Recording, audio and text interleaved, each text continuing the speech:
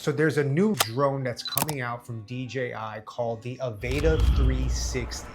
Now, if the leaks are accurate, this could be a pretty interesting release for creators. Recently, I saw footages from a Lantern Festival video circulating online, and some people are speculating that the shots may have been captured with this upcoming drone. The camera movements looked extremely immersive, almost like a FPV flying mode, but the footage still felt stable and cinematic. From what I've seen online, the rumored specs include a 1-inch flagship imaging, which would be a pretty big deal for a drone in this category. A larger sensor generally means better low light performance, better dynamic range, and overall a stronger image quality. Another thing people are talking about is the 360 flight perspective, which could give creators more freedom when it comes to dynamic aerial shots and post-production flexibility.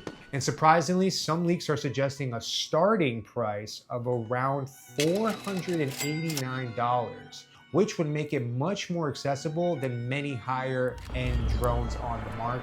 Of course, right now, this is all based on online leaks and speculations, but if DJI actually releases something like the Avata 360, it could be a really exciting option for both beginners and experienced content creators.